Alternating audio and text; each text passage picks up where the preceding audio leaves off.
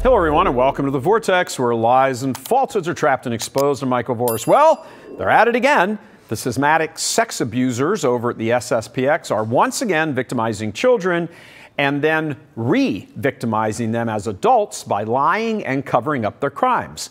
It's an odd position to take for the society of clergy that thinks themselves and often declares themselves to be holier than the rest of the church, to be so closely aligned in this area with the church. Their leaders are no better, and in some cases actually worse, because of their ecclesiastical hubris than their bishops and clergy who are not in schism. Ever since Pope John Paul II declared them to be in schism in 1988, they have created a fortress of unaccountability and zero transparency around the issue of sex abuse by their priests, and more importantly, the enabling cover-up by their illicitly consecrated bishops. The most recent case, a trial in France, which began this week, is a shocking example of the schismatic group's flat-out arrogance. A priest of society has been accused of abusing not one, not two, not even a dozen, but 27 children. And get this, Church Militant has confirmed that even though trials in France, like here in the United States, are public, this one will not be, ostensibly to protect the victims' identities. However, even though it was the attorneys for the victims who requested the closed proceedings, drum roll please, in a very strange and awkward legal twist, one of those two attorneys has represented the SSPX in past cases. This conflict of interest works out well for the SSPX, who get to pretend they agree on principle, but actually benefit mightily from the secrecy. We wonder if one of those two S's in their initials actually stands for secrecy. It also told followers to stay away from the courthouse and not even discuss the case, practically under the pain of sin. Can't let a word of this get out now, can we? Might be detraction. The trial is taking place in the famed Vendée region of France, where Catholics held out against the notorious Reign of Terror until they were wiped out by the anti-Catholic revolutionary forces. It is expected the court proceedings will go on for 2 weeks. The priest, Father Pierre de Meillard, was originally outed by Church Militant 2 years ago in one of our investigations by senior special projects producer Christine Niles. He is charged with, get this, of a minor under 15 years of age, committed by a person abusing his authority, attempted sexual aggression on a minor over 15 years of age, and corruption of minors. This went on for 25 years in the Vendée as well as other regions of France.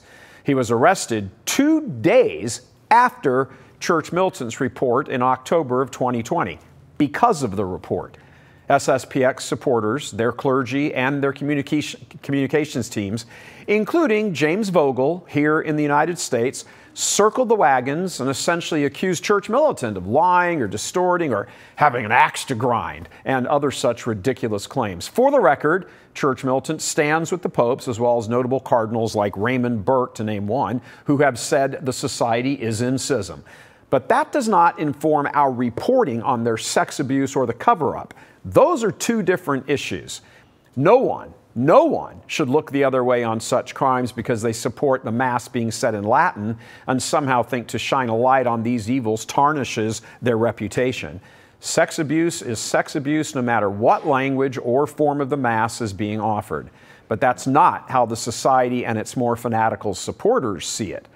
A couple weeks back, a $42 million church was opened in St. Mary's, Kansas by the schismatic group, and leading the blessing and consecration was none other than Bishop Bernard Follet, a virtual expert in sex abuse cover-up within his breakaway group.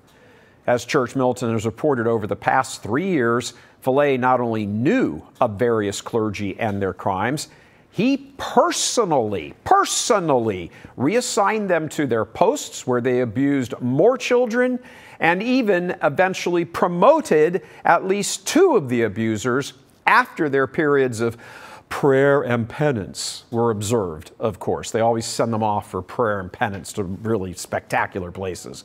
We guess they haven't broken away from Rome as much as they pretend to have.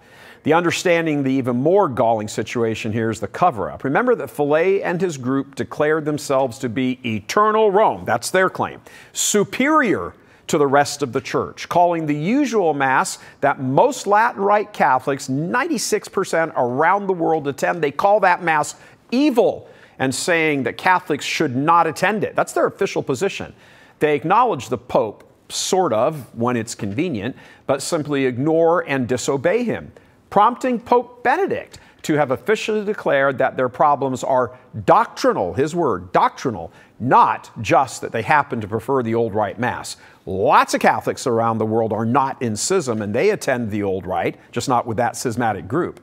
Their followers could too, but they stick with the cover-up clergy because they are holier, because they do not have their hands stained by association with Rome.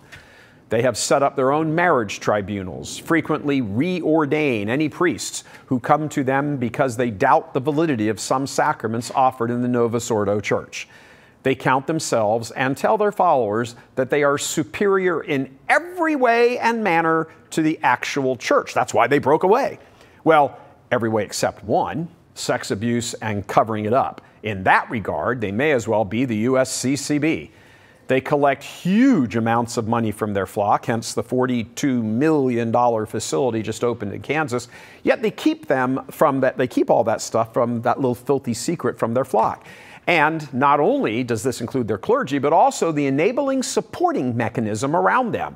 Their communications apparatus, for example, read Department of Deception, both on this side of the Atlantic, headed up again by James Vogel, as well as the other side of the Atlantic. They publish duplicitous, misleading statements aimed at deceiving the public. And that's when they actually deign to release a statement to the peasantry from on high. Most of the time, they just say nothing. We contacted Vogel and leadership, many of the leaders, inquiring about this particular case of this priest, and of course, crickets. And then they count on their enabling U.S. Catholic internet personalities, some of whom were at the church opening, to carry their water for them by keeping as quiet as possible on the abuse and the cover-up, or even attacking other Catholic outfits like Church Militant who report on it. Those so-called media sites and personalities are in the tank for the SSPX, ignoring the schism, yes, but something everyone should be able to agree on, ignoring the rape of children and even more grotesquely, ignoring the cover-up orchestrated by Bishop Fillet and the leadership. Hey, but doesn't matter. What's a little child between Latin Mass friends, right? It's one thing to rape a minor, it's another thing to cover it up, and it is an entirely different thing to enable it and deceive the public about it while pretending to be a news outfit in favor and support of life. What about the lives of those children? Why aren't they ever talked about? Why would big names in the traditional Catholic internet world be hobnobbing and rubbing elbows with the SSPX propagandists who refuse to answer media inquiries they should be launching at those people, not having a nice glass of wine with them? Does the Latin Mass mean so much to them that they can simply overlook the rape of children and cover up by the leadership? You will search high and low on these sites, one in particular, as well as listen to others on their podcasts from their basements, and have extreme difficulty in finding any discussion or reporting on this, any of it, while they're all claiming to be good Catholics and embracing the truth. Eternal Rome, remember? Yet these same figures and outfits will hammer non-stop on Francis and the awful stuff going on in Rome. When an internet celebrity or a Catholic supposed media site supporting life refuses to talk about these things, they should lose your support. They cannot be trusted. This has nothing to do with schism. It has everything to do with integrity and protecting those children and bringing to justice the bishops and the clergy who continue to lie and cover all of this up every single day of their lives. Everyone involved in this evil, in any way, needs to be held accountable. Anyone out there who follows such sites and personalities needs to start demanding answers to why they will not report on these evils in the SSPX, while they, on the other hand, are actually celebrating the SSPX. The double standard is atrocious. God love you. I'm Michael Voris.